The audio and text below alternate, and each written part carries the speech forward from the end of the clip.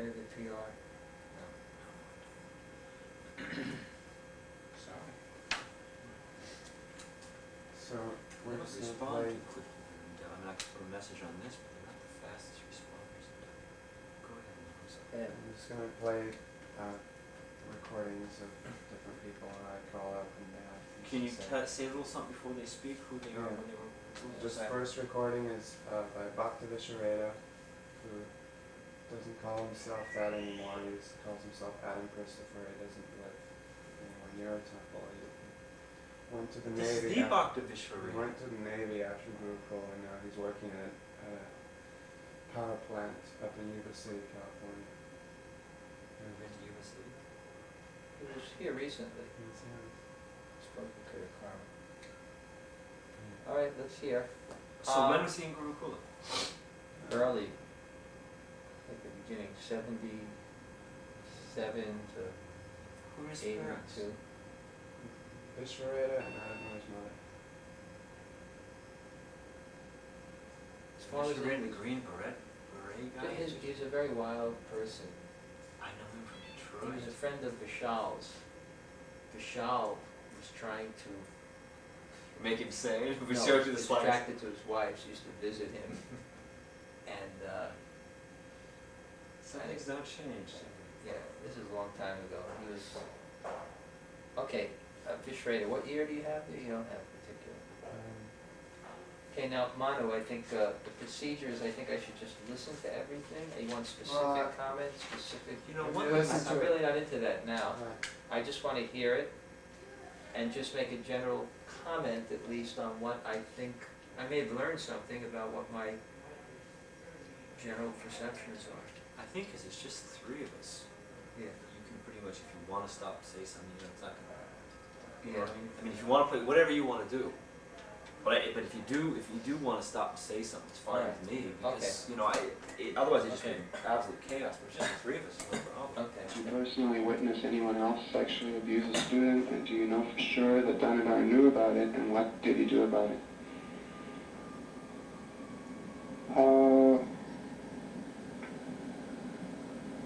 That's, I mean, obviously, no, I did not witness anybody being sexually abused by a teacher, because that kind of thing happened behind locked doors, and so the only people that witnessed it were the people involved, the teacher and the kid. However,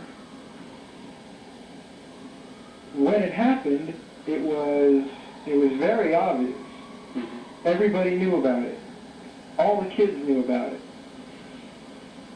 And I find it very unlikely that Dhanurdhara, as the principal, did not know about it when 55 other people in the school did, and he was the only one that didn't.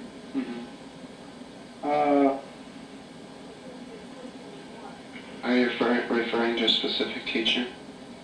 Or a student? Actually, two. Anantarupa and Naragadev. Naragadev and Anantarupa had a policy of having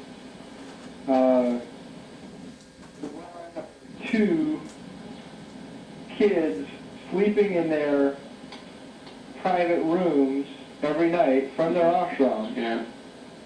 with the doors locked, and nobody else was allowed in. Can I ask a question? Now, Go ahead.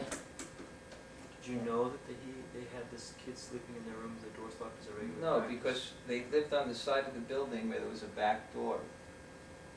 And if I ever would come or something, they would send the kids out the back door. Huh. That's what I found out. In other words, they lived on the front side. I'm the one that actually found out about Naragadev. I mean, through a kid, finally. Some kid came and said something's happening, or One boy stood outside the room, and then another boy walked out, and then somehow he confronted the, boy that was coming out. yeah, and then it came to me immediately, and immediately I called him. Naragadev, called the boy. I called the boy, I questioned the boy, then I called Moraga Dave, and then I interrogated him, he admitted it, and then I threw him out of the school. I mean, okay, go ahead. That seems really obvious to me that something was going on. I remember one time that one boy said something and told his guru, Satsrup Maharaj. The boy's name was Satyaraj. And, the reaction from Satsrup Maharaj was indignation. How can this boy say something about his teacher? You know what I'm saying? I mean, he said in his kind of honest voice, like that. So something like that, happened, I know. That were with them were, their special, I guess they treated them better than any of the other kids, and that sort of thing, sort of like a teacher's pet on the outside. But they slept in the room, not in the ashram with the rest of the kids, in the teacher's room with the doors locked every night. And, everybody in the ashram knew it, everybody outside the ashram knew it, and I find it really difficult to believe that Dhanurdhara didn't know it. Mm-hmm. And what years were this?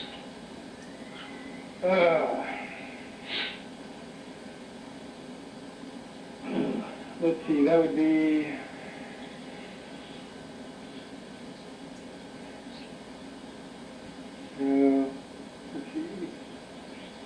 probably 80, 81, maybe 79 also. Mm-hmm. Anantarupa didn't get there until later, but no, let's see, I'd say 80, 81. Okay. Anything else pertaining to sexual abuse? Students between, with each other and stuff? Well, that kind of thing happened. I don't know. It happened. People, I don't know. Certain kids, kids molested other kids, and people knew about it. The kids, if it came out in the open, usually they got punished, but the teachers never got punished, and they had sort of like a rotating crew, so to speak. Yeah. Okay. Physical abuse. Did you personally experience physical abuse by Dhanurdhara? Yes. Yes. And what was that? Well, there are a number. He hit everybody that I know of. He would have, one kid up in front of the assembly every morning that he would hit. There would be at least one kid hit by him every day at the assembly. Okay, I'm going to make an example of this person for this, that, or the other thing, whatever. But for me personally, let's see, I guess there were so many times that he hit me, and very rarely do I remember, do I even have a clue of why. I remember one time where I was sick. I didn't know I was sick yet. Nobody knew I was sick yet, but I had come down with jaundice. And I wasn't dancing at the arati, at the evening arati. And he's like, "You better dance or you're going to get it." And after it was over, he just chased me out of the temple. I could barely stay on my feet. He chased me out of the temple room, dragged me up the stairs and started beating on me, dragged me into the shower, turned the shower on in the bathroom while everybody else was getting hot milk, and started beating on me. How old were you? 9 or 10. This was still 80, 81? No, this is Earlier. earlier, 70, I'd say, no, that was 78. No, 79, I believe. I'm not certain. Somewhere there about 78, 79. I think he really stopped. I mean, he really stopped taking, having, with the exception of hitting someone every day in front of the assembly. He didn't really hit the kids once he made principal, or once he became a principal, because, or at least, a lot of times he didn't really have direct contact with an ashram all the time, 24 hours a day. And, there was a monitor or something else, somebody who would take care of the ashram. But, anyway, but yeah, and one of the things, he picked me up by the back of my dhoti and my underwear, and was carrying me around, holding on to that, and beating on me. I remember I tore my kurta off when I was in the shower, and I just got him more mad. He beat me up and tore all my clothes off, and left me, I guess, left me like that, soaking wet with my clothes all torn off and beaten up.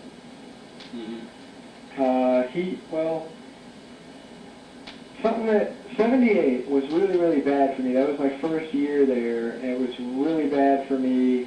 I mean, I got sick, but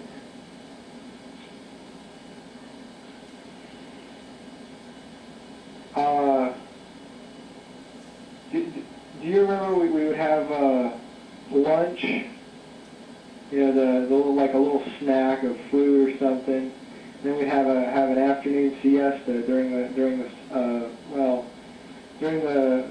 spring, and the summer would be gone. But then in the rainy season, it'd still be hot. Once the rains would come and they'd go, and it'd still be hot. Yeah. We'd have the afternoon nap. Yeah. And then we'd get up from that and go do something, usually run down to the Yamuna or something like that. And I used to have real trouble getting up from the afternoon naps. And he would lead,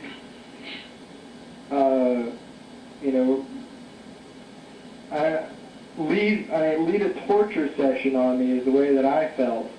Where, they'd sneak up on me and they'd a whole bunch of people, Dhanurdhara, and a whole bunch of kids, and he'd egg them on, dumping water on me, dragging me around, just trying to get me angry and get a rise out of me.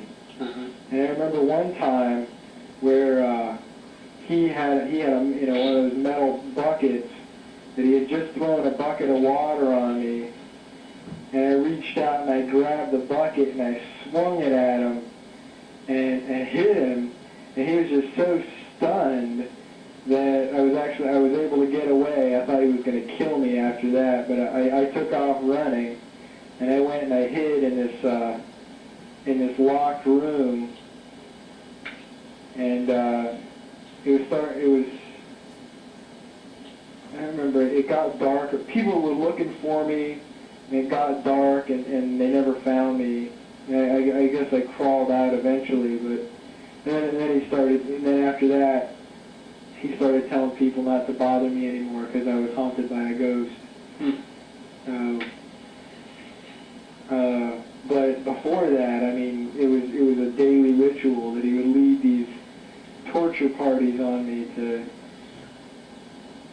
just to get me freaked out, get a rise out of me, get me mad. Could I that I would do. could I catch up on something I forgot to ask? Your name and age. Oh, Adam Christopher, age 26.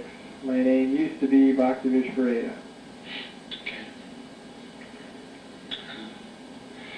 Did you personally experience physical abuse by someone else, and did Dhanurdhara know about it, and what did he do or not do about it? Yeah, every teacher I had there beat me. And Dhanurdhara never did, I mean, he never did anything about any of the teachers hitting the kids. Mm-hmm. There's no real question there. The teachers would hit the kids, and I mean, I remember one time Raghunath, a kid wasn't walking fast enough. He grabbed the kid by the back of the neck and slammed his face into the floor and busted his 2 front teeth out. Mm-hmm. Nothing happened. That was a You teacher. know, no reprimand, nothing was said to him Who at was all. the kid? Hmm? Who was the kid? I can't remember his name. This is Raghunath, who later on became Raghunath Swami, the ex-Marine. The ex-Marine, right? Okay. Yeah, he was, no, he wasn't a Marine, he was Army Reserve. Oh. I'm fairly certain he was a medic of some sort in the Army Reserve during the Vietnam War, and he joined that to try to get out of going to Vietnam or something. He used to always tell us the story. But I mean, Naragadev beat me. Venkata beat me. Venkata beat me with a stick one time so badly.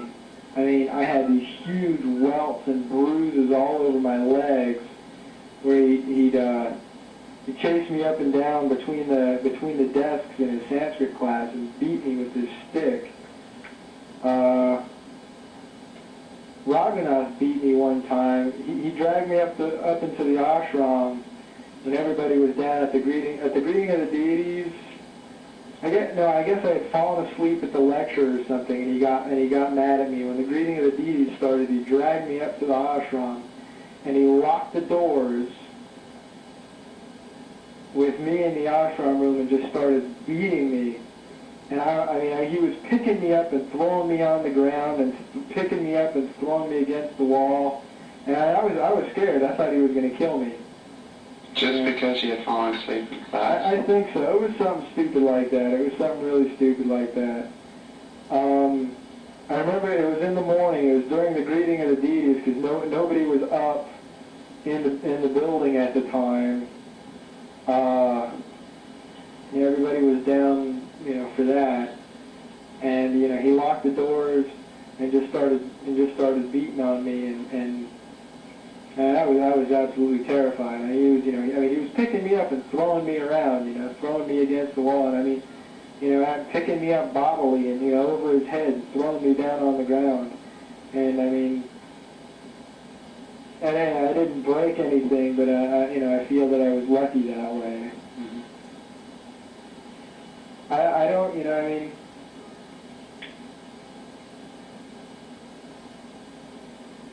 Dhanurdhara had to, okay, maybe he didn't know about, particularly, certain particularly bad incidents, And I think the reason in that one that I was so scared was because he had locked the door and all that, right? Mm-hmm. And nobody was around, who might try to stop him.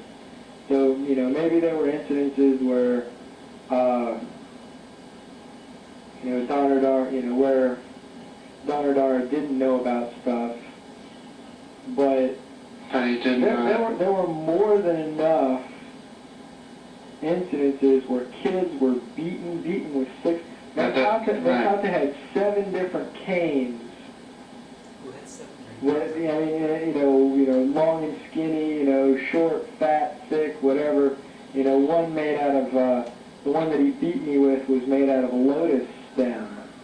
He had these specialty canes, oh, this one stings more, this one hurts more, this one, whatever, that he would bring into the classroom and beat people with. And Were you there the time that Raghunath and Dhanurdhara ganged up on and beat that thief? No. No. See, I mean, this thief tried to steal Dhanurdhara's cashmere wool cheddar that was hanging out to dry on the railing. Mm-hmm.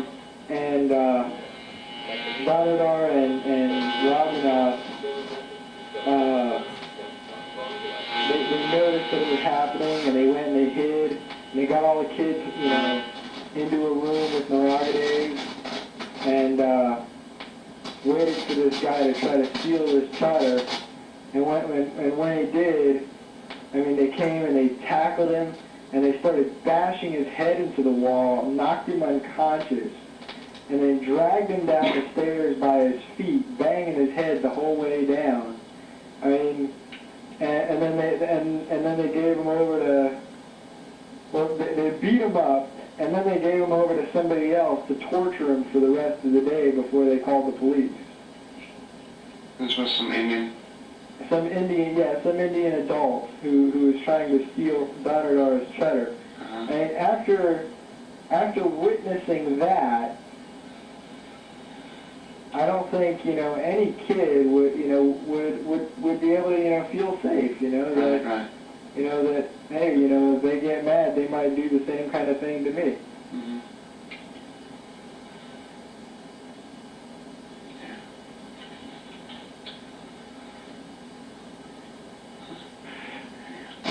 Psychological and mental abuse. Was there anything that Dhanurdhara did or that you were subjected to that you would consider inappropriate intimidation tactics or punishments? For example, being locked in a bathroom for multiple hours, starved from meals, verbally intimidated, denigrated, humiliated, forced labor. Please give the time, place, witnesses to qualify your answers.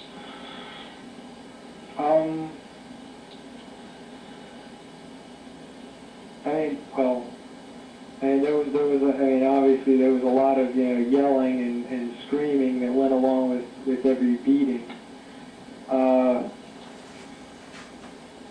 The worst that I remember was when I would get tortured every day. That first year I was there during the monsoon season. After that, I remember I spent the entire next year, just, every day I was just completely depressed. Mm-hmm. I spent at least a year without smiling once. I know this because, I firmly remember it. I'd get up in the morning, absolutely, completely depressed. Mm-hmm.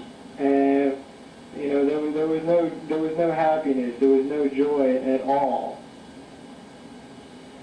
And I felt like I was never locked in a bathroom. I know of kids who were, I can't remember their names, but I know there were times when kids were locked in a bathroom and they broke the bars off the window to climb out. But I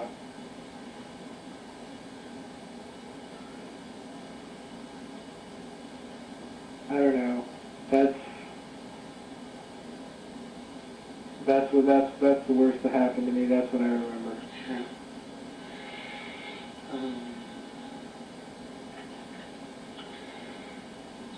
Areas of neglect by mismanagement or B, intentional deprivation, and in some cases would be considered abusive or criminal, such as poor food and water, hygiene and plumbing, poor clothing in winter, unsound requirements. This is all pretty harmless compared to everything else that you've told me, but it all, adds up to the big picture. I don't know. By Western standards, I suppose there was a lot of stuff like that. Like, in the winter, going to the Yamuna every day, and nobody had shoes of any sort. Walking down the street, so everybody had these big thick cracks in their feet and feet. People's hands would get all chapped and cracked from playing the mridanga. And did you get proper medical attention when you got sick and stuff? And sometimes. Not when Dhanurdhara was there. We did. When she wasn't, we didn't. what happened? When I got jaundice,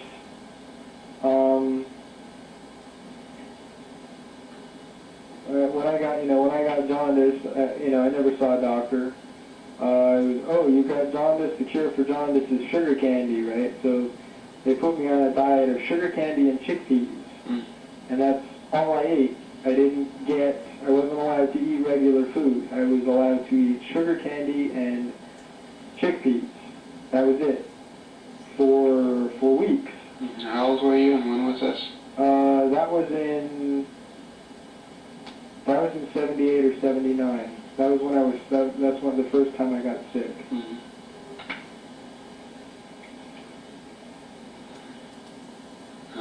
What happened if you, lost your clothes, lost your dhoti, if it flew off the roof? Would you get another one, or? I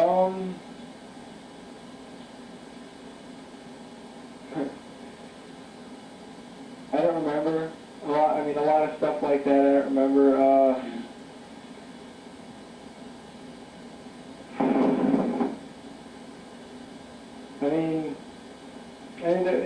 There was, what was it? No, the soap. I remember the soap. You get like 1 bar of soap every month. That was for washing your body and washing your clothes. And if you lost your soap, you didn't get another one, and they yelled at you and whatever. And they'd have soap inspections, make sure you had your bar of soap. But toward the end of the month, people would be, their soap would be, melting away. So they'd be stealing other people's soap, and everybody would be running around stealing people's soap and that sort of thing. So, I remember that.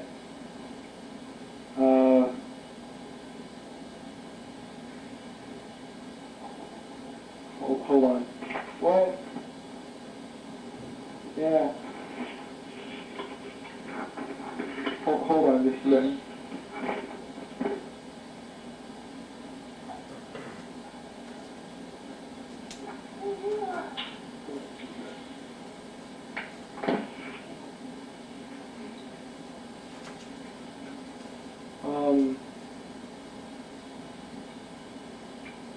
And I don't know, things like that. I remember during the rainy season, there would be bugs in the food. But, a lot of stuff like that is, that was the way that India was. Yeah. And, it seems really harsh and cruel by Western standards, but, there was no avoiding some of that stuff, the bugs in the food, the water that tasted like sulfur, and that kind of stuff. Electrocuted showers. Yeah, the building was full of bad wiring, and the wiring was grounded to the water pipe. Yeah. So if you had a cut or something, I remember that, the electrocution in the showers and that kind of thing. But it was just a little sting. Nobody, as far as I know, it wasn't bad enough to hurt anybody, really. Yeah. But I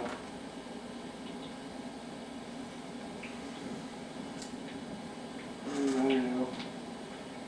I remember one of the things Naragadev used to do is he'd throw things at people, and he didn't care what it was. He'd throw bricks at people. He'd throw lotus at people.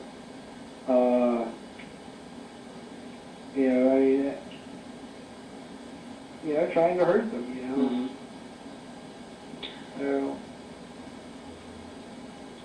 I remember being in in his classroom, and he used to throw the thing for wiping the chalkboard. Oh, the eraser? Right, and also chalks. He used to just throw it at people when they were falling asleep at their desk and Yeah, stuff. you throw the, well, there was the soft one wouldn't hurt, but the one with the wood one would hurt if it hit you. No. He used to always walk around with his cane. Okay, maybe since you're one of the few people who remembers the same assembly memories as I do, maybe just describe the assemblies in more detail. Because, I mean, it was pretty much witnessed by everybody who was there at the time. And it's such an open... Right. The assembly, every day, at least one kid would get hit for something. You know, I mean, everybody would get, you know, you get together, you get in your lines, and, you know, usually it'd be pretty routine, you know, this is what's going on, whatever, if there's any news, and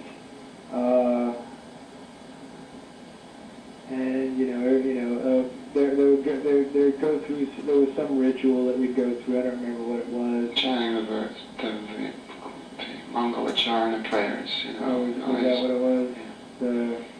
I don't remember. Yeah. But then, you know, if there were any announcements, and then at the end of the announcements, Dhanurdhara would have his, okay, now, so-and-so, you, come up here, you know. And whoever the designated victim of the day was would have to go up and stand facing the assembly with Dhanurdhara behind him, Dhanurdhara's hand on their shoulder, hands on their shoulder, as he, you know, told everybody what it was you did, you know, so-and-so spit over the railing, and if somebody had happened to be down there, you know, whatever, if Bhavananda happened to be down there, well then, you know, oh my gosh, what a crime that would be or something, right? Mm-hmm. And then, you know, all of a sudden, you know, one hand would go off the shoulder, right? And the kid would flinch, right? Because you can't see what's going on. You know, one hand would come up off one of the shoulders, and you'd think, oh, it's coming from that side. And then if you flinched, then Dhanurdhara would get mad, and he'd grab your ear with one hand and twist it to turn your face up for his other hand to come down from behind and nail you on the side of the face, you know, and he'd be holding the side of your face that he was trying to hit, pointed upwards by holding your ear underneath and twisting it, and, you know, and proceed to hit you a couple times, and then, okay, let this be an example to all of you, you know, don't spit over the railing, right? Mm-hmm. Or don't be noisy by my door, or whatever minuscule little crime the kid happened to have commit, you know. That was, and sometimes there would be, you know, 3 or 4 people who would get called up.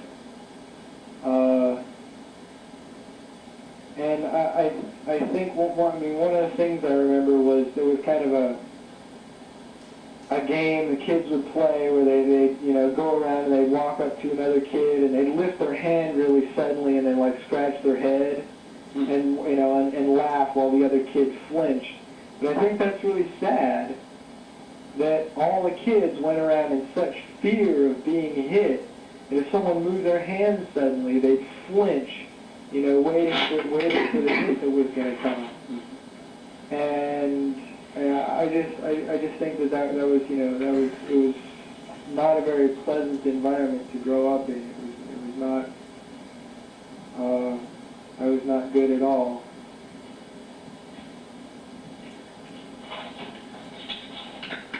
Hey, Raghunath and Praladananda just walked in. Raghunath. Do you have any questions? I'm just picturing his face on 2020 on national television when they described that. That's what I'm thinking. Meaning if he decides to make an expose or something. Just picture national television. Or to speak of a law court, but I don't know if they can get us in a law court, but we sure In which Dhanurdhara instigated or allowed other teachers, i.e. older. Excuse me, what were you saying? I don't know if they can get us in a lawsuit because it happened in India. It's very hard to connect the GBC to these things. And that's the only corporation that can really sue. But I can I mean, they dive on that stuff.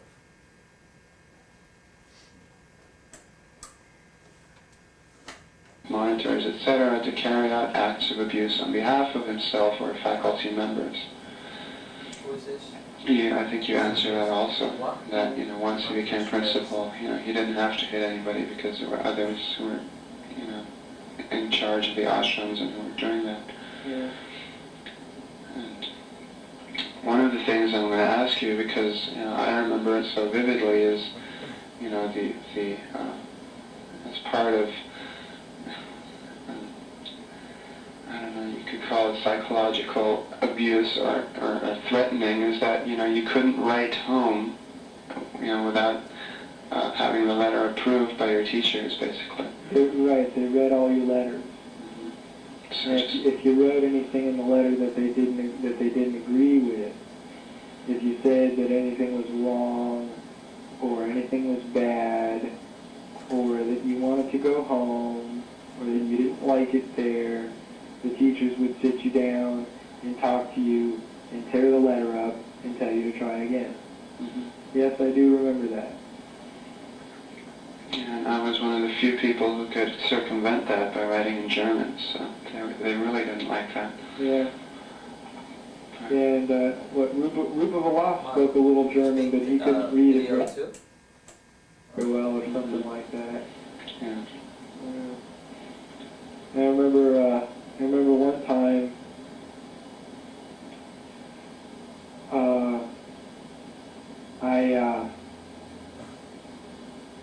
this was, let's see, it was 79, okay? 78, in the end of 78, the rainy season and winter of 78 was the worst time, that I remember with Dhanurdhara specifically, Mm-hmm. was when he was leading these torture parties against me every day and that kind of thing. Mm-hmm. And, I was absolutely miserable. When the spring came around, Mayapur Festival, in 1979, I went to the Mayapur Festival and my parents were there. Mm-hmm. And I told my mom everything and said I wanted out. I wanted gone. Just take me away from here. Don't, because I knew, I couldn't write that in a letter, right? Right. She was like, well, you didn't say any of this in your letters. It's like, oh, right, yeah, right, okay. They read all the letters. And then I told her, don't tell them that I said anything. Just take me out of here. Don't tell anybody that I said anything because it'll just make it worse for me. And she went and told because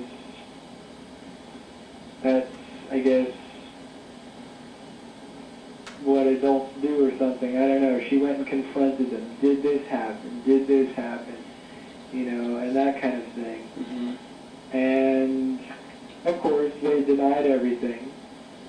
And, oh no, he's happy and all this other stuff. And Jagadish made a firm promise, don't you worry, I'll look into it. Okay? The last I heard of that, Jagadish came to me and said, if it's so bad, why didn't you say anything? It really can't be that bad, basically. Mm-hmm. But I'll stick around and make sure. he ended up coming back to Vrindavan for the Vrindavan Festival, and maybe a couple weeks after the Vrindavan Festival, he left, and that was it. And when Jagadish left, you know, I was alone with all the teachers, and they took it out on me. You know, I mean, I got daily abuse. They would harass me and ridicule me. I mean, everyone from Dhanurdhara to Naragadev on down the line. They would harass me, ridicule me, and Anything specific? Any specific? No, but just you know, I was a troublemaker, and so because of that, you know, that because of saying something, I was a troublemaker, and so I got, you know, I got the short shrift. I got the bad details. I got, you know, harassed, and you know, and basically they made it worse for me. They didn't, you know, they didn't beat me every day, you know, just on principle, but it got pretty bad. And that was the year I got left with Naragadev all summer in Vrindavan. You know, I think it was because of that I didn't get to go anywhere. You know, a lot of kids, you know, went other places. But, I mean, I didn't get left, you know, there was one group of kids that got left in Vrindavan, and I got stuck with that group.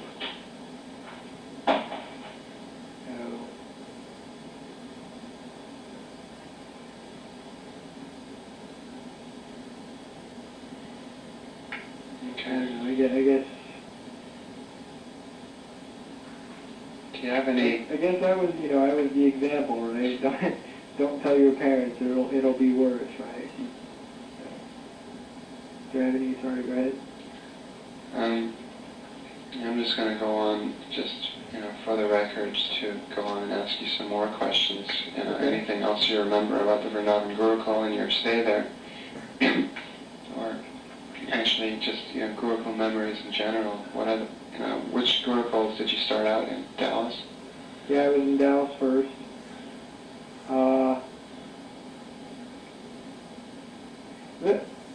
Something is, I mean, I want to say,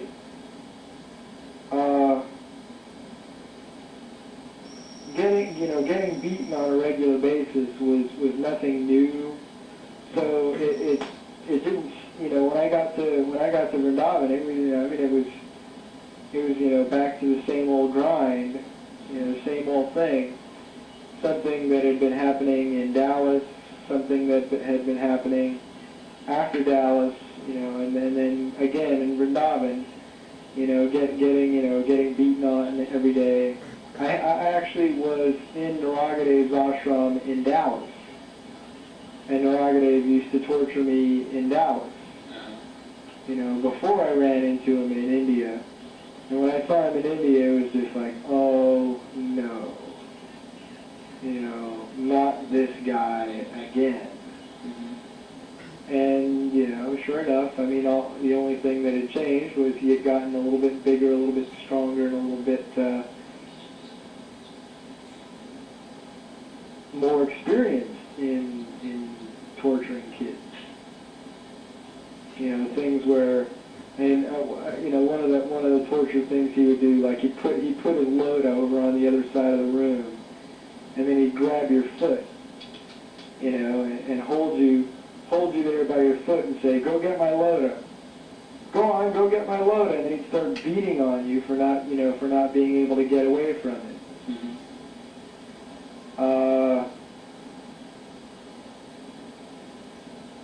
You know, that kind of thing. You know, one of the things Naragadev did to me in Dallas was, when I had a problem with wetting my pants. You know, I was a little kid. I was 4 or 5 years old. Yeah. And every once in a while, I would wet my pants. So his response to me wetting my pants would be to take my underwear and put it around over my head. You know, it was regular, you know, regular American jockey underwear, Mm-hmm. put it over my head. So I had to go to Artsy wearing underwear on my head. I had to, go everywhere in public with underwear on my head. Probably made him wet his bed more. For humiliation and that kind of thing. I mean, that was way up there. Mm-hmm. That was really bad. Going out and Do you remember the assemblies now? Do you remember this in the early days, is standing behind him and smacking him? I remember that they would be, that was like one of the systems of punishment. It was Do you started remember, like. do you remember you doing it? I can't visualize a specific incident, but then I know that sometimes I did it. I know that it was started by Dr. Trauma, that system, that the punishment was given at the assembly. I know that at a certain time I did it, and then at So you other have times some memory of doing it. that was the system. But I you don't don't remember- have like any picture. I don't have a of it. picture of me pulling a kid's ear or something like that. It's hard for me to say if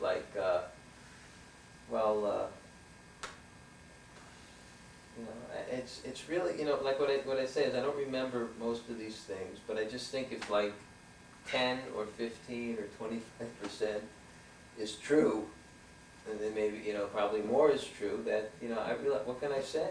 Yeah. know Like what you don't I'm remember the saying? kid with the underpants on the head or anything? First of all, that said was in Dallas. Oh, it was in Dallas. Yeah, he said it on the tape. Unbelievable. That was on Dallas, and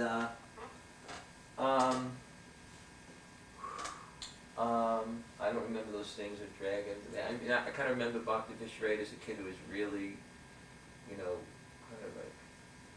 I remember good things too. I remember how he was learning, how he was doing incredible bhajans, learning to sing, his voice, and I remember I have a vague remembrance of him being very rebellious and like completely resistant to everything. And so like I say, I mean, I just already went over this, like even with Borjan, so many things were bad. I don't want to pick this is not, this is not. It's just I was just you curious. get the picture that we were. I mean, even the kid has that impression. And, what did you say? I know. It just reminds me of Lord of the Flies, and I'm just wondering how we all got, because it's going on in Dallas, it was going on all over the place. Well, I went on in Dallas and then Vrindavan, and then New Vrindavan, Russia. Well, let me ask you this, because, it wasn't going on at BV, and it wasn't going on in Mayapur. Why? Because if that was the way, or was it that those schools started later and and people had phased out of that?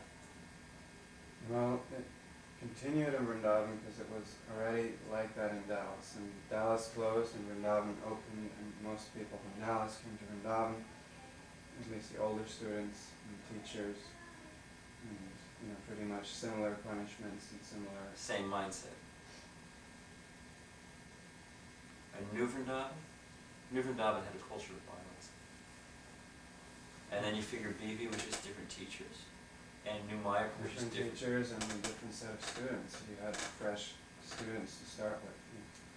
When you have somebody that's been through Dallas, and has that in their childhood experience already, it's much more difficult to deal with them. Like a hardened criminal, yeah. Okay. in the regular world, going out to the playground, wearing underwear, wearing urine-smelling underwear on my head. And obviously, I mean, it's not like the teachers didn't notice it, Oh yeah, I was out, out with, not just Noragade's class, other classes, other teachers. I wouldn't even know when this was in Dallas, do we? What year? All the other kids, hey, why are you wearing underwear on your head?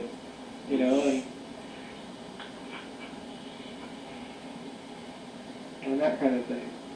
So, I mean,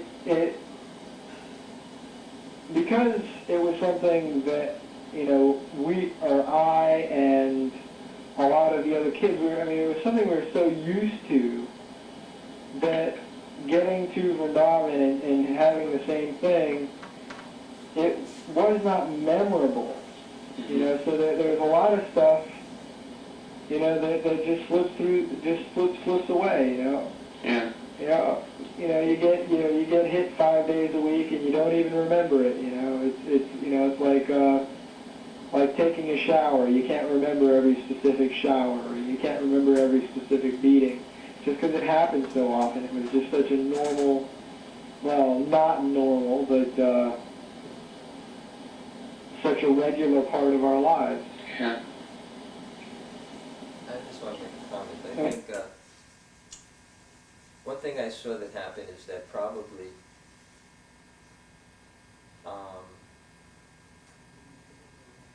in Vrindavan, we probably were much stricter in what we demanded from the children. I think a lot had to do with maybe, Indian boys coming for the first time and having, kind of a little bit more control, more capability. And I think what happened is that made the children, maybe they could make the standard or more rebellious. And So they stood out more. no, I think it created that kind of tension. In other words, there was, trying to set it like because I also remember sometimes too that some boys also did well. I especially remember that time with Bob and other boys, and that actually, was some boys actually did well. So you're saying by the more docile Indian students, some became more cooperative, and then some kids stood out more, or were? I felt that a lot of the boys that came, they were really not capable of meeting the standards. They went to speak of just the basic austerities and a more, demanding program. It was extremely demanding program. I mean, I myself amazed that I personally myself could take the children through it. I just remember after going through the whole day of classes, right after breakfast, lunch, taking all the kids to the Jamuna, and I just remember that, after the whole thing, I just didn't want to go, you know what I'm saying, to the Jamuna. It's 45 minutes down there. Of course, there's a lot of fond memories of it. 45 minutes down there, then bathing in the Jamuna, and going back, it's just like, it was just too much. And, but Prabhupada said, he went through our whole schedule with us, and that was one of the things. And I remember kind of the resistance, and my determination in one sense, I don't know, determination of foolishness or lack of some, I'm kind of looking at hearing this and things like that, is,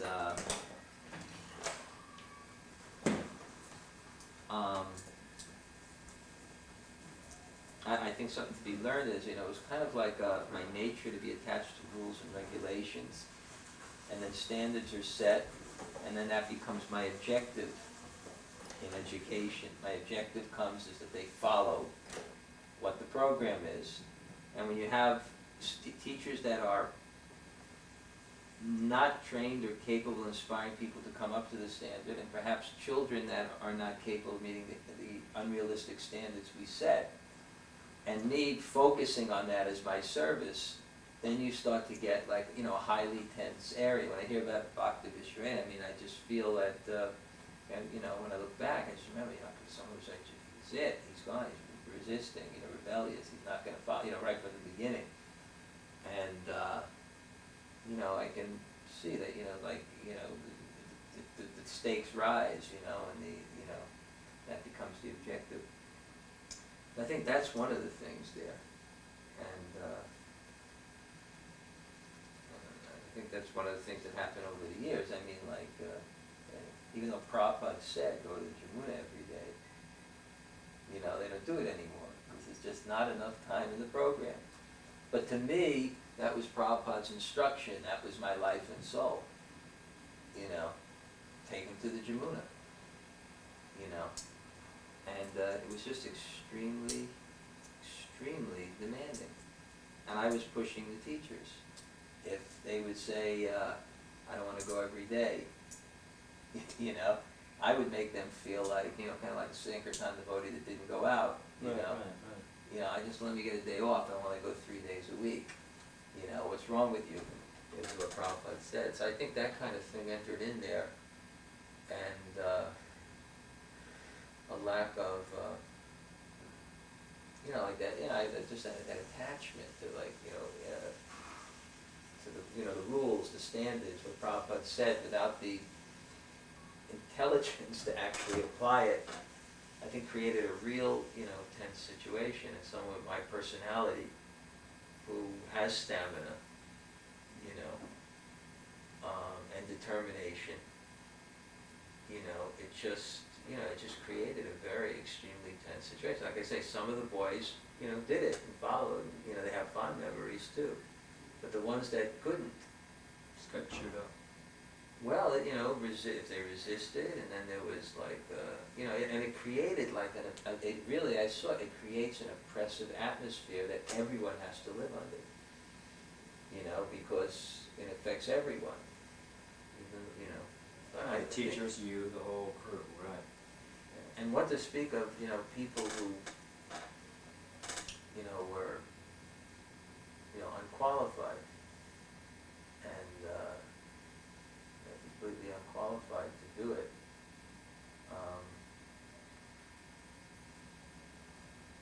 It was just like a view which was just, you know, immature. And then when the resistance happened, then the tendency is to say, okay, you know, there's some punishment that happened. I can see that. I Yeah. can see, because I can see it in marriages. Yeah, I can see, you know, how all the wife really wants, you know, just to have an apartment, yeah. you know, and, I mean, all of us were trying to do something that was, you know, neophyte understanding, but the cruelty is just, it's like, it puts it into another dimension. I mean, just you want personal response, Right. you know? Because I can understand that. I mean, we did so many stupid things. Just like we took people's flowers out of their garden because everything belongs to Krishna. We did so many fanatical things, or, you know, we showered in the snow. I mean, we did a lot of stupid, fanatical, Right. unrealistic, and then we got sick, you know, and couldn't do Sankirtan if we just used our brain. Right. But that's one thing, but there's a level of cruelty that's just, Yeah. you know, beyond the pale. Yeah. And the only argument is that you had unqualified people and you thought that's what it was, and you blew it, and you were wrong, and you're a changed man, and everyone's learned, and it's in the world. I mean, that's the only way I can. I would say other thing too is that the tendency, not being advanced in Krishna consciousness, is getting in those type of situations where you're meeting resistance. Not fair, but let's say especially with boys like Raghunath, the big Raghunath, the tendency to kind of fall down into enmity, I think was, you know, not everyone or always, and I think all the kids remember, the tendency to fall down to enmity with particular people. I think that's maybe what he experienced, you know, because the level of resistance and you know, non-cooperation and things like that. And you couldn't, why didn't you send them home? They were so bad.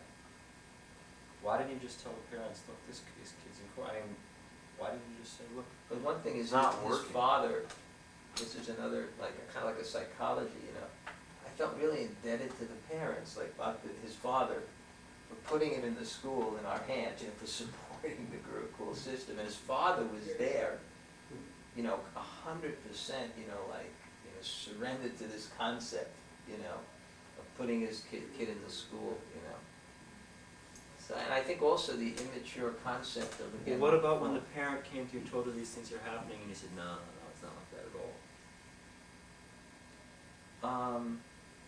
And I don't want to, yeah, I mean, my thing is to find out, yeah, you know, if there's a way that the kids, I mean, I have a very limited mission, right, and, you know, I'm supposed to say, is this what we're talking about the Board of Education? yeah, We're worried about a legal thing, and we're worried about, you know, The idea was to try to bring everybody together and see if Yeah. there was a way that could be worked out and see Yeah. what their sense is. So I don't wanna be like, you know, you gotta explain to me why you didn't, I'm a judge, I don't. Right, I'm not that's even like, sure, you know, like, I don't wanna get myself, into I it. don't know. 'Cause it makes if it we can awkward for actually you, you know? even get into it of, you know, what exactly happened, to what degree, and what is the boy's mind, it's a little bit difficult, only that there's just enough that there's no need to do that, I think. In terms of the solution, I mean, that we can discuss, I'm willing to discuss it with you, what's practical and what, yeah, Who else we got? you know. David Ava, Dhanurdhara. Well, no, that's relevant, that's Yeah, relevant. I wanna say too, that the particular boys he has, these boys are all at the very, very beginning. And even those boys that are here, I think it's even before I was principal of the school. And these particular boys that you're bringing are exceptionally, have problems. Yeah, they're the most difficult ones, Really have problems, and, Well, but they're out there, the problem is that they're out there, Yeah. they're out there and they're speaking, that's the problem. right. So either we just, I mean, when I see. simply when I speaking hear about it, institutionally, either we just but- batten down the hatches Yeah, and hope that nothing happens, or are prepared to ride out the storm or are satisfied with no, what our I'm just saying, if What we if I should do want, is I can send this hear thing to a if Newtoma I and can, ask a Newtoma, how do you feel about that? How are we gonna do this? what do I'm you saying think we is should I do? could hear Dhanurdhara, but, when I hear, I'm just saying. Oh, so you're saying for us now? When I hear a boy, like, I'm gonna hear a tape about Dhanurdhara, I just come up with a situation, I mean, this boy was like, his name was Dhanurdhara, which means easily envious. Yeah. I mean, the boy was a super problem, and it's, What's your response to that? You get kids who are, I'm relatively mellow, yeah, at least in short spots. I can't do it for a prolonged time, but I've got kids that I just can't that I think they really, are mean, have a real mean streak. I just like to, I don't like to be around them. Well, my response is, he went to Gurukul 1970 to 1980. If he's a real problem, why do you keep him in the school for that long? That was my question. If they're so bad, why keep them? And continue to, like having to physically dig into him because he's such a problem. They had the kid for 10 years. what he said, 1970? 70 till 80. Oh, I'm sorry, 70, I think so. He So was Sorry. one of the 70 first to kids in 80 Dallas, is- and then he moved right on to Vrindavan. Because that was, Well, 2 years. that was like, this, you don't turn kids away, that was our false compassion. You gotta try to help everyone. There was no Maybe it'll question. change, maybe they'll break it. All that, there was no question of sending him away. That wasn't in the realm of possibilities in terms of the Gurukul at that time, that you send kids away. And there was also a real misunderstanding about, the benefit of being in Vrindavan, the benefit of taking a kid, even if you drag him down to the Artik and he hears the holy name. It was a real misunderstanding about how the process of spiritual life works. And I don't think you knew what the society, and that was really, Prabhupada was really in charge, on the planet. I just, if you want me to hear the tapes, I'll hear the tapes, but when I hear that, I have Dr. Vishreda and these boys, and they're Well, really, you should hear what they have to say. It's not, a lot of them aren't as long as Dr. Vishreda. okay. Let's start it, if Okay. it just seems to be. No, okay, I can Rambling. appreciate it. And This is what they're done. I think for torture, psychological torture,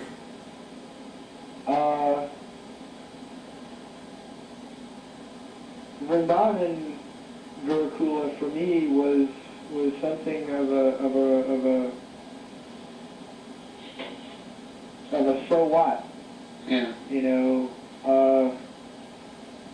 because I had it all. I had it even worse Mm-hmm. in Dallas. I was tied into a couple of milk crates one time. In One Dallas. milk crate on the ground and one over the top of me. And I was sitting in one and the other one over the top of me, and tied up completely for an entire day, Mm-hmm. while the teacher, and I'm not gonna say a name because I don't want to say the wrong name, I know it's one of two people, but I don't remember which one it is, so I'm not going to say a name.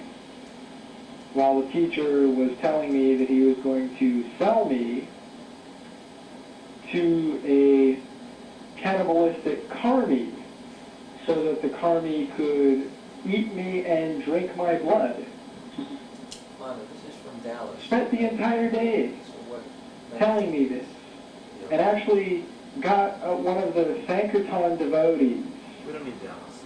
who, had long hair, so he looked like a regular, regular I Joe, would say this is. in regular karmi clothes, had him come and pick the crates up, like this was out in the parking lot at the Dallas temple. Yeah, it kind of shows why the case of the problem cases by the time we got to Vrindavan. Yeah, they were warped, completely tweaked by the time they got there. But I'm just saying, in dealing with me, Right. that just shows what I'm gonna have to deal with.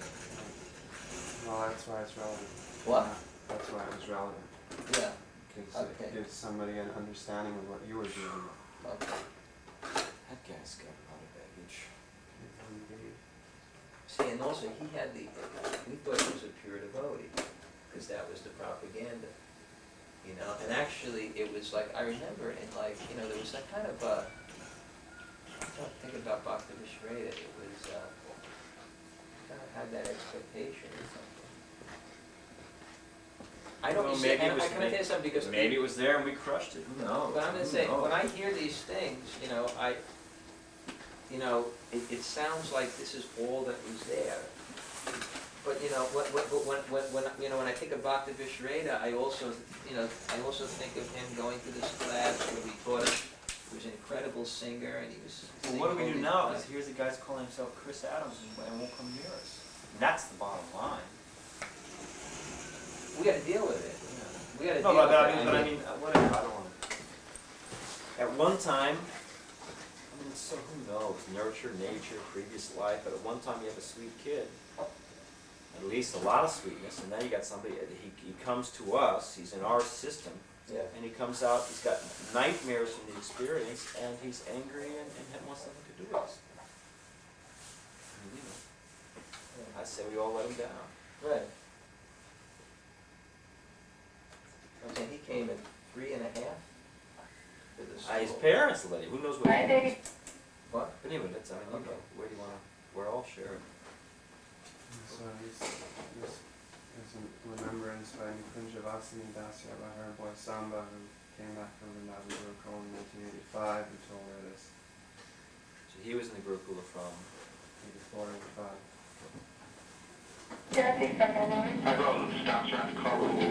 Here goes. Okay, and this is of course hearsay from Samba, and he was only 12 or 13 when he told me the story. When he returned from Vrindavan Gurukula, I had no contact with him while he was there, except for a few letters which he couldn't tell me anything that was really going on until he got home. What years was this? I can't remember the exact year. Samba's 23, so it was 10 years ago. 10 years ago, Okay. about 86 or so. Is that right? 85, Mhm. 86. Or maybe even 84, 85. 4. Okay. If you want, I can get back with you with the exact year. But what his experience was, that he told me when he got home, was that his ashram teacher, who was, he doesn't remember his name, he was a European devotee, was a homosexual, was having sex with the boys in the ashram. Basically, he said it was mostly Bengali street boys, not necessarily American or European devotee boys.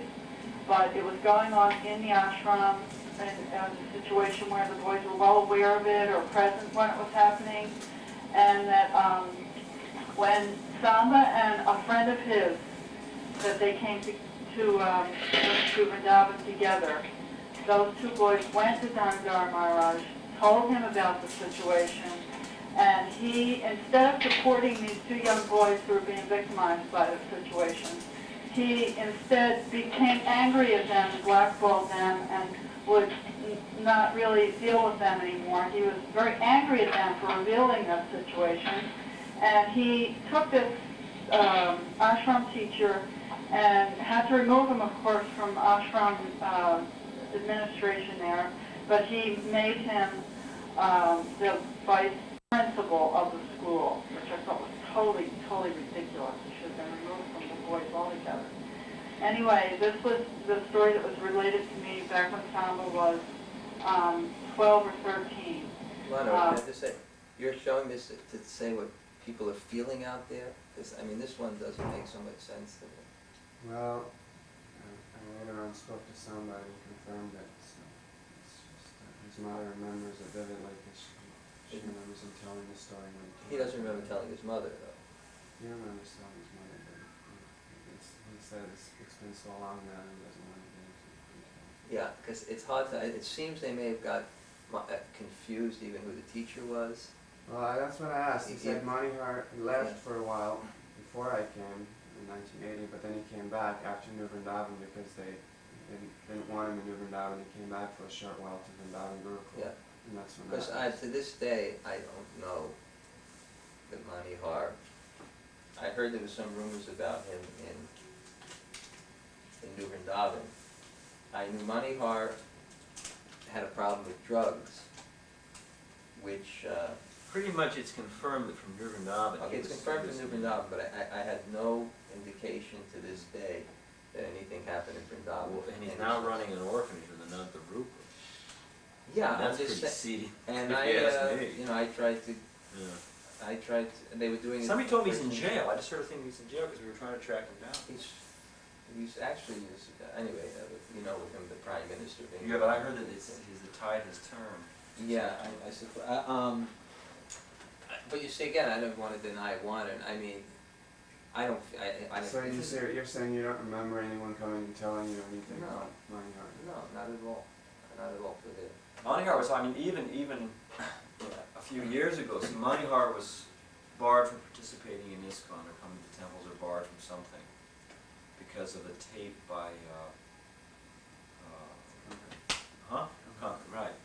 And then he wrote us 3 years ago, I forget, saying, he was, threatening and how come this was against him, this and that, And so even then, it was very hard to find him to actually, you have to come to him, and you got really good on tape. And I heard it was for sure, I didn't hear anything about boys either. I'm saying, Manihar, the thing is that. But let's not even fun taking do drugs. with that. We don't It's want just, to get into it. we don't, it's just nebulous.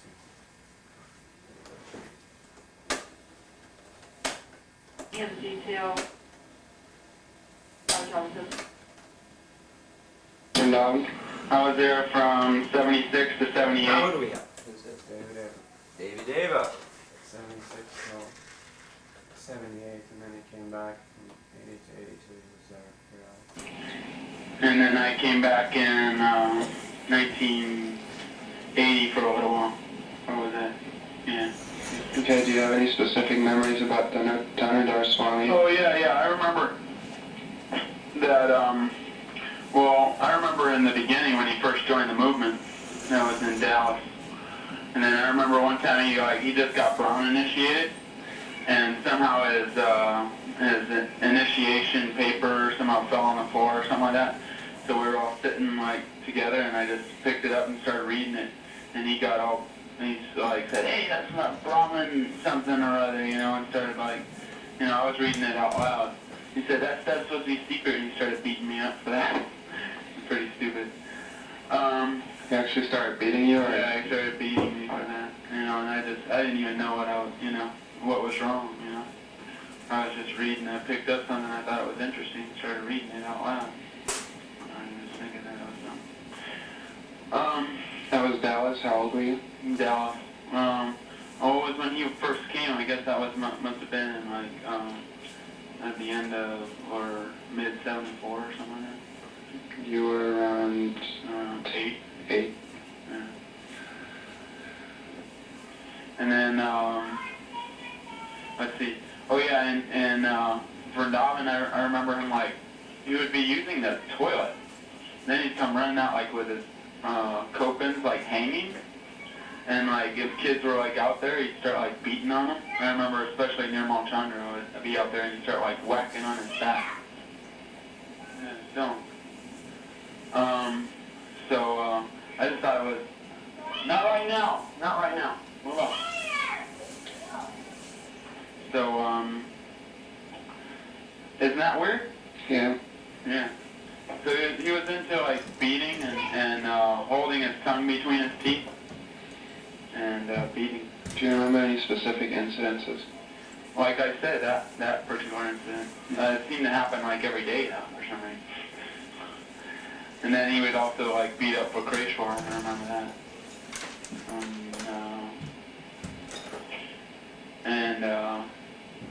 see. Oh yeah, one time there was like these, this was in 1980. There were these boys, they all got together and like wrote up a sign saying, America, yay, yay, stuff like that. And so they all got into trouble for that. Mm-hmm. But, you know, I was hiding when they, you know, got in trouble, or I just wasn't around, kind of thing. And then he came, and then one of the boys said, yeah, Dave was involved or something. So he like got me in the room and started like asking me questions, like punching me in the stomach. We were checking out his uppercut, you know, possibilities, kind of thing. And another time during that summer, or after that summer or something like that, it was, I remember getting into some graffiti on the pillars, right? Like on some pillars write good life, and on the other pillars write hard life or something like that. So I got beaten for that too. But let me see. Do you remember in general, I mean, you know, like assemblies and physical I remember punishments? beating up kids. I remember that was horrible, like picking them up by the back of their doties and like kneeing them in the butt and stuff like that as you like walk down the assembly lines. I thought that was ridiculous. I remember that. These guys, yeah, he was quite the, you know, and getting all pissed off about like some things, you know, and really beating the kids. I remember that. And I remember him coming after me a lot too. He used to like try to pull my ears. I'd press his hand up against the side of my head, so he'd start asking me to let go. I remember that. And then he would come like running after me, you know, to beat me. And then he would be running, so then I'd get down like hunch down like obeisances kind of thing. So he'd like go flying over me, stuff like that. You know, try different things. You know. But yeah, he was quite mean. You know. Yeah. When we first started the Gurukul, it was just Rupalas in charge, and things were quite fine. That was the first 2 months of Gurukul over in Vrindavan. And then as soon as Dhanurdhara showed up, things like, I guess he wanted like a piece of the control, you know, of you know, the management or something. Things started like messing up. You know. I think that was just it, his controlling factor, you know, messes stuff up. One of the things. That's all I can remember for now. What do you think, Marty? I think that it's, you know, sometimes, you know, people exaggerate, and they think that something happened and it happened every day. They remember the bad times, you know, like it's easy to remember the bad times. So I think that, you know, obviously that there's some truth to what he's saying, but it doesn't happen every day. I don't know if you remember any incidences with David or what you want to say. I remember that, you know, probably sometimes I lost it with him. You know, I had a special enmity or something with him. He was a difficult boy. His brother was really difficult. John. Yeah, and Can we pop it over with a little fresher? actually, I remember that when specifically it was those boys that were there. They used to have so many personal fights between themselves that even I didn't have time to go to the toilet. 2 brothers. No, all of them. That even when I was in the toilet, I couldn't leave them because they would just be at each other's throats. Actually, Which might explain why you came running out of the bathroom, because they were having a fight or something. physically fighting, and they were difficult. they was, I mean, they were, you know, they were, I mean, a lot of what you're talking about now is really right in the beginning. Yeah. And, but, Some things interspersed, you know, like 84, 85. with, oh, that you'll have, yeah, okay, I think we should just go on. Yeah, let's go. The thing to note is But that they do have, almost they all see a pattern of being beaten at the, you know, if you're physically beating them. all these people have these memories and they're out there, and you know how to deal with it. I can tell you, so I don't know what's gonna happen with these. I'm a little bit inhibited to speak, cause it's all viewed, and if the wrong person sees it, Yeah, it's a little intimidating with the camera. How else are you gonna record the reactions to it? You know, because people are gonna want to know what happened. Right. You know, it's better to have a videotape and. but I'm say just it. saying, if I'm speaking about a particular person, you may really get a case on your mind. You understand what I'm saying? It prevents me from, and I don't really wanna defend, I think what we wanna do is get at You least. just want, you don't want to attack a particular person, you want to explain yourself in general, so it's like. Yeah, right. They always have like What coffees up in I their wanted to room. say is I just like, you know, this charade has seemed much more convincing. It is, David Davis to be, you know. Well, I wouldn't say that these things didn't happen to Yeah. him, he's No, just he's in just, that way in general. he's just cynical got in sort of a general. lopey nature anyway, he's just like, you know, the, Yeah. They just took the money and, yeah. And he's saying that parents would send money Oh, and this is more from teachers, him, yeah. teachers would just take the money and not do And, it. I think that was a policy of the school at the time, that money would not be given to the kids or something.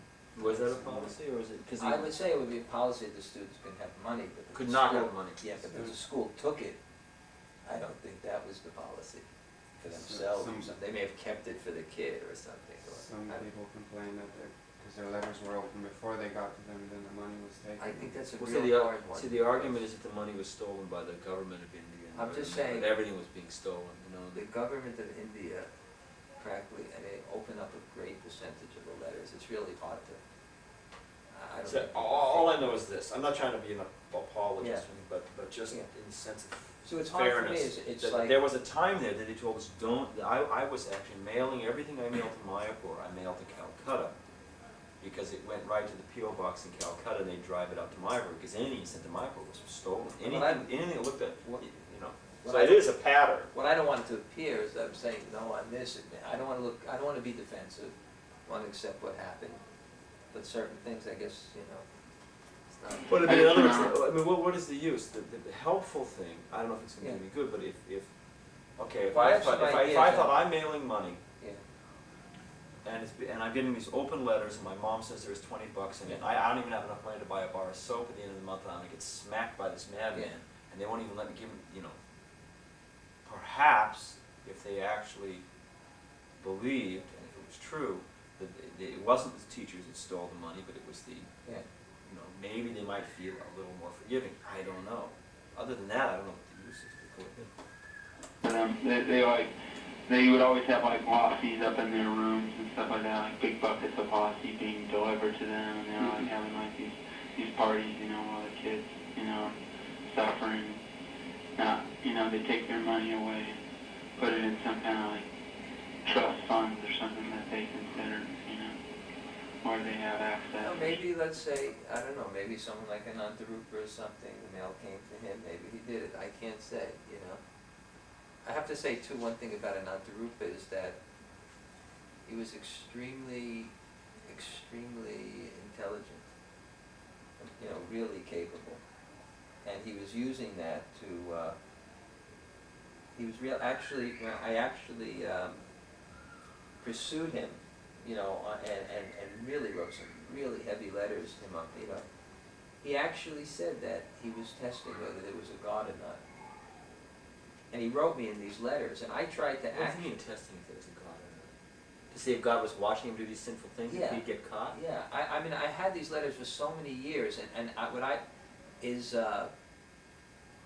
you know, I really threatened him really heavily and wrote intimidating letters, and he actually wrote back some responses, you know, admitting that he did abominable things and I mean, an incredibly demoniac mentality. No, these, And I'm trying to say, maybe it would Brudge be hard, but I tried to pursue it in the society for about 5 or 6 years.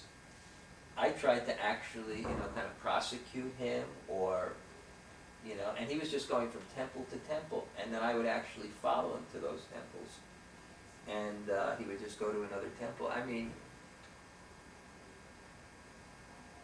Sridhar Maharaj remembers when I went to Bombay. I think Jayadvaita Maharaj remembers when I, did the this year. I think that the kids don't just seem weird to me. That's a lot of the way things are run. Do you have any specific memories of specific people being treated badly that Dhanurdhara either was involved in or knew about? Well, during Dhanurdhara's reign, man, that's when that Marine guy Raghunath was terrorizing the whole place, and same with all this other stuff. But see, the interesting thing is that I left, when in '78, so I didn't really see, how it escalated. Dr. Sharma was still in, when I left. I heard later that they got him out, and so things were still, pretty cool. Right, but you came back then later on. Yeah, I came back, but it was only for 8 months or something. And I just noticed the tyranny of Raghunath during that period. So, some of Dhanurdhara just coming through and beating the kids during assembly. It seemed like that was his time. All right. So Right. your name? Yeah. So 86, This is Gunarnava about a meeting that they had at 83. Who? Gunarnava, the adult Gunarnava? Huh. Okay, go ahead. Yeah. Now, I want to mention something like this. You're bringing in things like,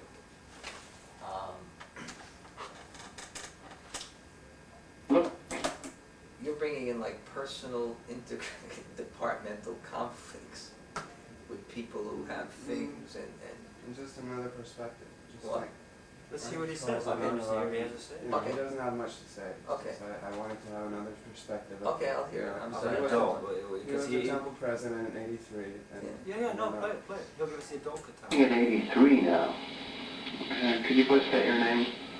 not 86.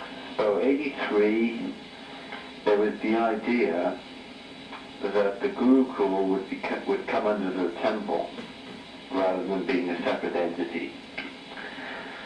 And there were X amount of GBCs. They came, not specifically for that meeting to decide about the Gurukul, but they happened to be in Vrindavan. I think there was a festival or something. I think there was about 7 or 8. It's very difficult to be very exact because it's such a long time ago now. But there was a definite positive response. It was voted that the Gurukul would come to the temple. And but it never really happened. They never relinquished that responsibility, and there was no follow-up by the GBC on it. And I remember in the meeting one time when Sarabi and myself was, I think, I forget the exact meeting, what the meeting was about, but I think Sarabi Swami then, he suggested that Dhanurdhara, after becoming a sannyasi, now should go out and travel and preach, rather than just stay in the Gurukul. But it never really happened. It was just too much. There was just too many heavy politics involved. There was a lot of corruption, I think, in the Gurukul at that time, also with teachers and kids and that, But that's all I can really say on that matter. Anything specifically relating to Dhanurdhara Swami? Nothing at all, really. I mentioned too is that one of the problems in Gurukula is, it's there was it was the same problem. There was a lot of energy that had to go dealing with politics also, and that at that particular time, Sarab Swami had a vision of the school that fit in with his vision of of the place in terms of architecture, and he wanted to turn he took away, the boys had a gym, he walked in there, he kicked the boy out of the gym and put his paintings in there.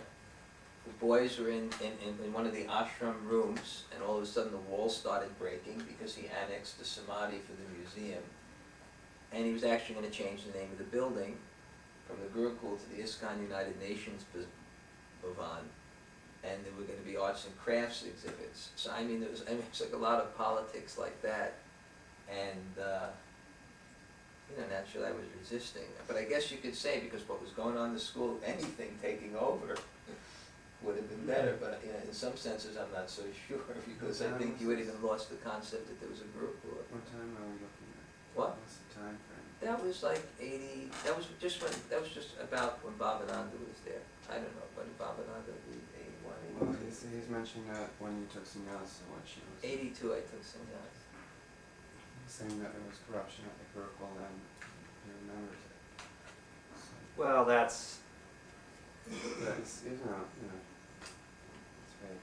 I mean, corruption, he was talking about illicit sex, he was talking about sexual abuse. It wasn't about like financial corruption. Right. I mean, Oh, so you're saying he knew in '83. Well, when did Anantarupa get kicked out? that's my next question. Anantarupa got kicked out in about 85. I'm Well, not so sure. then the question is that how did he know that there was sexual abuse in '83? To me, I don't No, know. that's not obvious from the tape. Yeah, it's not obvious. from That's the about tape. sexual abuse. I thought it said between boys and this and you knew. I mean, he said like you know. He said he really, I don't think he's, I mean, you can play the tape. I think he was talking about finances. I mean, what? There was not enough money to. He said everyone knew there was corruption in the school, but without him saying what he knew and who spoke to him. Play that section Okay. again. Yeah. I thought he said something about with boys or something. He said something. Yeah. Now also people's memories. I'm not trying to be an apologist again. Everyone likes to be right. So something you actually find out about in '86, over the course of time you push it back into the right, but it would be interesting if you say, no, I remember this or that. There was abuse going on in Vrindavan.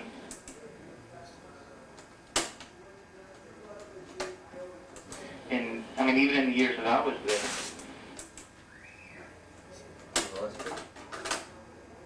Well, if it's too hard to find, it's nothing we can do. But I remember that he just said, I don't remember that. I remember saying something different. okay, We could find it later on. I don't know. It's too hard. But as it was, I mean, Prabhupada says you judge a thing by results, and over the years, I would say one thing too. There were complaints that came to his attention about boys being beat. And I remember that meeting when it came out, and that was the meeting where the Gurukul was put under the temple. And Tamal Krishna Maharaj, Bhagavan, Sarab Swami, What year was this? it's about 4 or 5 people. Must have been Kartik. It's like 82. Every year, Rameshwar, Bhagavan, Tamal, would kind of come together, and it was like an old boys club, and they would make different recommendations to the school. I remember one time I had to bring Satsrup Maharaj to defend me in terms of some of their recommendations, what they wanted to do with the curriculum, for example. The Satsrup Maharaj had to come and say that, the Karni books that Rameshwar wanted is not what we wanted, and he was the original headmaster. I kind of remember that type of thing that, I thought it was also just like a trap, because I was speaking to Bhagavans and Sarab, I think maybe Bhavananda, I forgot his, and then all of a sudden Tamal Krishna Maharaj walks in right in the middle of the meeting with the boy who's massaging him and saying, this is what this boy told me, that he's being, beaten in the school or something. It looked to me that it was one of those setups. And then at that point, then somehow they put the Gurukul,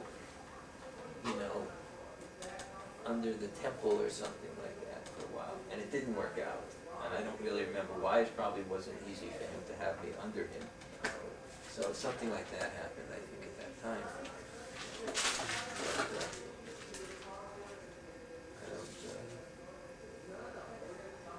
And I think if they did have something more than that, I think, because they were trying to, always to get me under the temple. I think if they had... They knew it 83, they would have used it, you know. Yeah.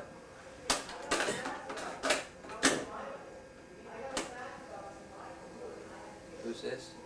This is Krishna Avatar Cop. He was there 1980 to 82. Who's this? Huh? What's this about? Recognize the voices? I'm just curious. Seems like a real heavy audience. Wives and... Well, Wives? I didn't, yeah, I just, Yeah. Raghunath, he was working for that it's guy. Robin, yeah, it's He Robin. works for that guy, and he's a money collector. Slave cards, bills that they own. Robin is a money collector? So he's on the phone yelling at somebody? Hopefully. Great service. What is that's according to someone's psychophysiological nature or something, they're properly... Is it? Can you read the list of boys you have? How many more you have? Ishwara Puri, Giridhata, Arjuna. Who's Arjuna? Sarabha's younger brother. Yeah. Ishwara Puri, Arjuna, who else? Giridhata. That's what you have left. Ganagaraj. That's it? Ganagaraj and Tukaram is a combo, What? isn't it? Is that it? Dwarkadish. What? Dwarkadish. And Dwakadish. So, this is Krishna Avatar, When was he in school? 1980 to 82. You know him? No. I meet him occasionally, Krishna Avatar. At least my impression is when I meet him, it's very, that's who he says here, you know. Well, like the boys said here, what are they going to say to you? They're polite. Well, also they see Dhanurdhara Maharaj and, they see that now the school's doing fine, All right, let's see what he said. I'd be interested, because actually,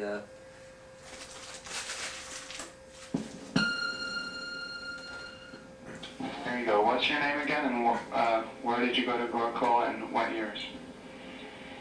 My name's Krishna Avatar Das. I went to Vrindavan Gurukul and New Vrindavan also. Previously known as? Kalki. Kalki. And what years did you go to Vrindavan? From 80 to 82. Okay. And what do you have to say regarding Dhanurdhara Swami, or what he possibly witnessed, or what happened under his care at the Gurukul there? Well, I can't say for 100% that he personally witnessed anything, but I believe he did know exactly what was going on because the boys were complaining to him, and the teacher shouldn't have been allowed to hit people so hard, because at one point a devotee called Ganga got one of his tooth knocked out, Sridham too. Mm-hmm. And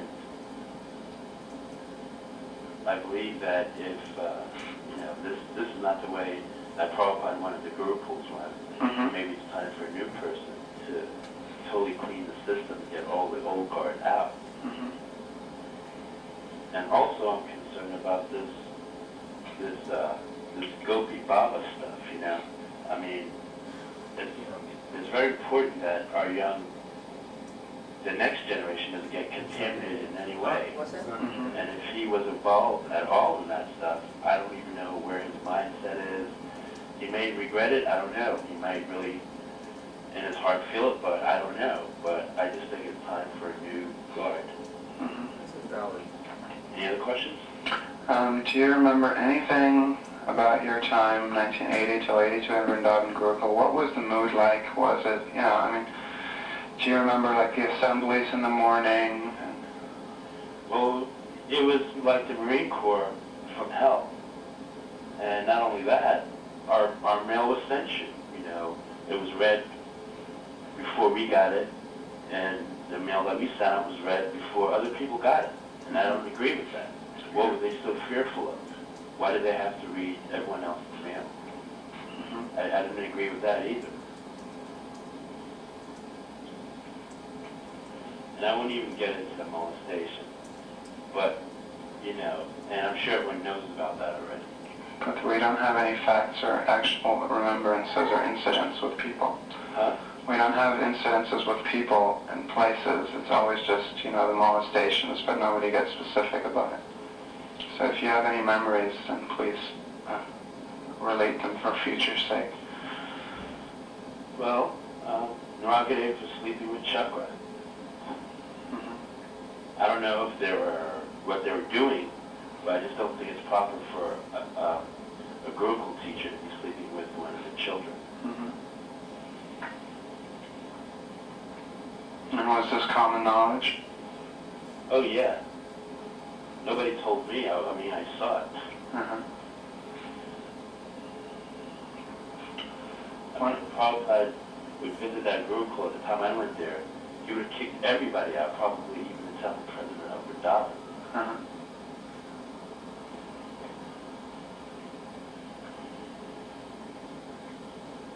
I couldn't communicate with my family and tell them what was going on there because all the mail was read.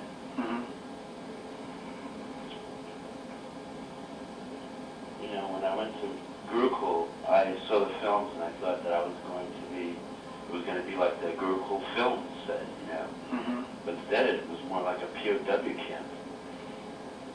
Not to say that I didn't enjoy Vrindavan. I think the fact that my mother kept on sending me money was the only thing that kept me happy.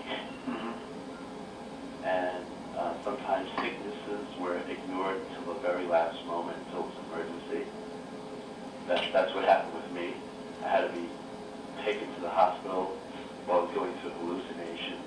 And I think I should have been taken to the hospital maybe a week ago, before that. You know, before I had the high fever and was about to die. I mean, I feel that the Gurukul teachers should care of these children as if they were their own, not as if we're in the military. I mean, discipline is important, but love is important too. And if many people have blooped just because of the offenses committed against them by Gurukul teachers, and you know, I guess they're going to have to deal with the karma involved with that. But I think it's unfortunate to chase anyone away. You know, and I'm surprised how many devotees have still hung in there given what they've gone through.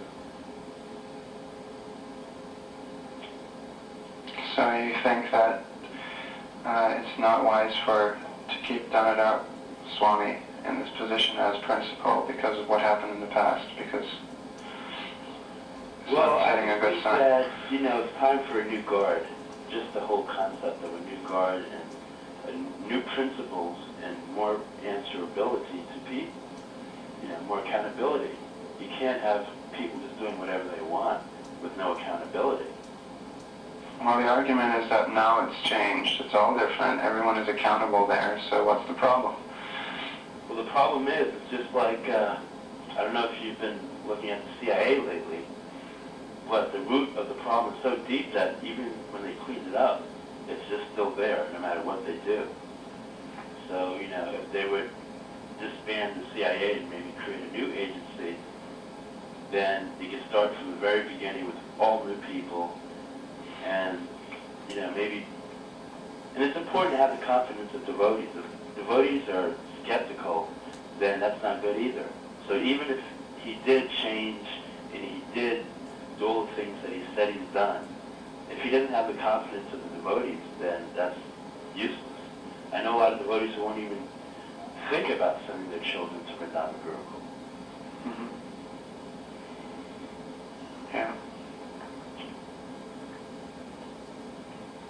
But I definitely know he knew about the abuses, the physical abuses on the boys.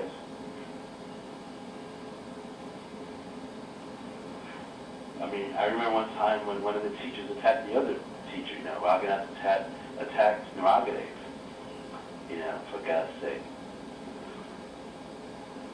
And I'm not trying to, you know, make any devotee sound bad, you know, I'm not the greatest devotee myself. However, you know, I do think that, you know, just for the good of our future generation, that we need to clean house and have the confidence of all the devotees so they'll feel comfortable sending their children to India. I mean, it's supposed to be a model Gurukul, you know. Yeah. It would have been if the teachers would have been different. I mean, there was nothing really wrong with what they were teaching us, the program itself. It was just the teachers that were in charge of it.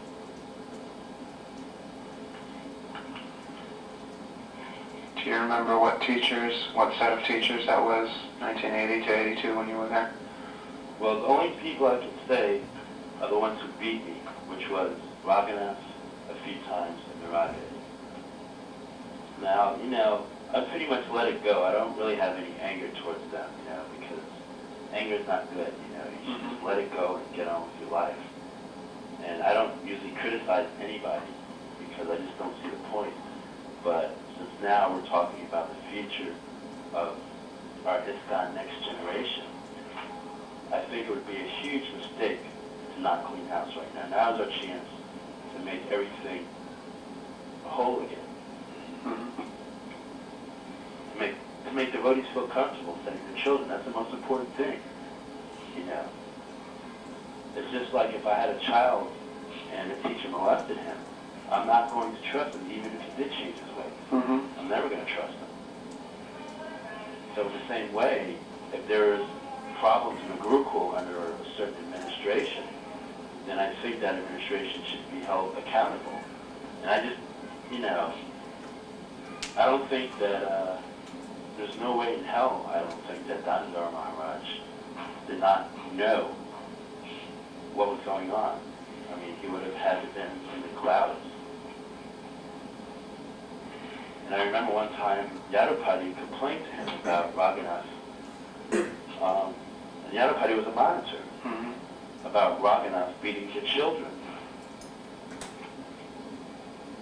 I talked to a few of my friends that are ex-Gurukulis there, and they had such contempt for him. They wanted to kill him. They wanted to hit him. They wanted to beat him up, literally, because they had such anger. This was years after they left Gurukul.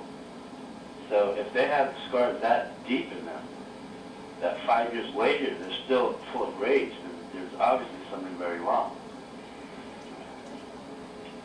Yeah. And it may be embarrassing for ISKCON or whatever, but we can get over it. We've gotten over a lot more embarrassing things, believe me. I mean, after Vrindavan, we proved that we can get our act together and change things. So, it might be painful in the short run, and it might be very political, and I'm not trying to do this out of malice or anything like that. You asked me what my opinion was, and I'm just telling you the truth. Yeah. But I let go of my anger personally, and, I just moved on with my life. Now, bright guy. He's studying. What? Law. Law. He's bright. I don't accept the analogy of the CIA because, it'll breed itself, but that's another thing. Yeah. Now, one thing I want to say about this thing about I should know about physical abuse and things like that. It's like, I was thinking that the mindset I was in at the time,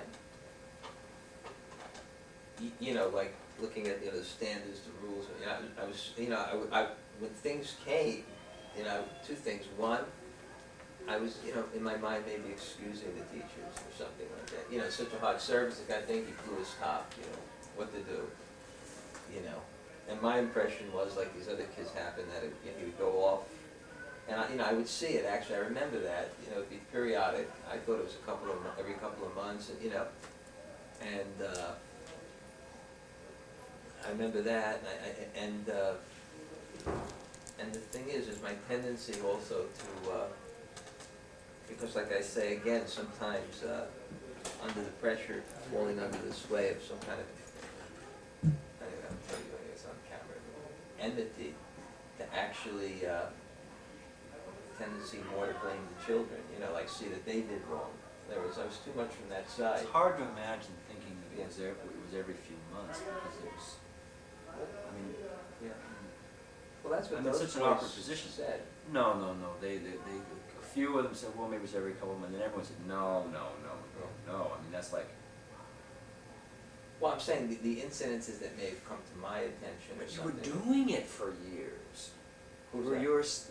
there was a daily assemblies and kids who were getting smacked and Yeah. they were doing it. There was a culture of violence against the kids. That's just Well, facts of life. then you can say that how I don't know it if I was doing it myself. Right. That's, what I'm saying. And that was the culture. Kids are unruly. It was an us against them. The kids were unruly. That's how we thought we handled them. Yeah. And it was, but that was the culture.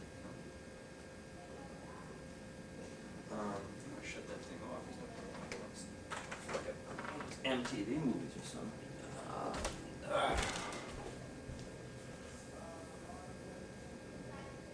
Push the erase button.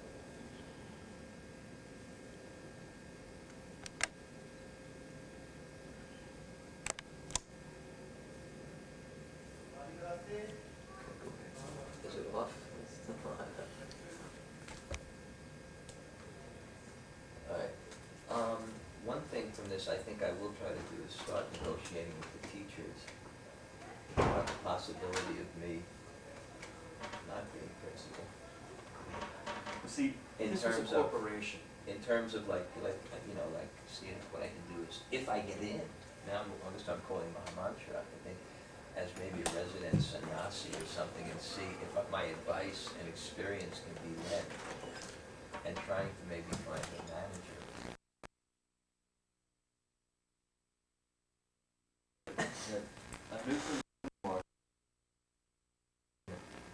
I shut it off just so we could talk. Okay. Yeah, corporations that are together, they make their decisions with